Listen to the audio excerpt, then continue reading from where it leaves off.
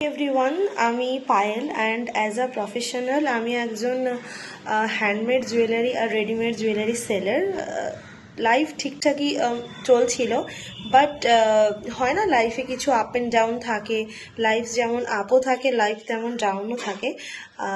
এবং দীর্ঘ বেশ কিছুদিন আমি একটু ডাউনের মধ্যে দিয়ে যাচ্ছিলাম, অনেকটাই ডাউনের মধ্যে দিয়ে গেছিলাম।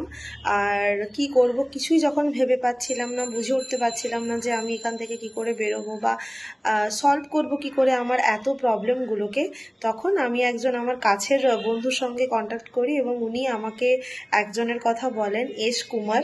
তো ওনার সঙ্গে আমি যোগাযোগ করি, ওনাকে আমার সমস্ত প্রবলেমের কথা খুলে বলি, যা হয়েছে না হয়েছে ওনাকে আমি সবটাই বলি।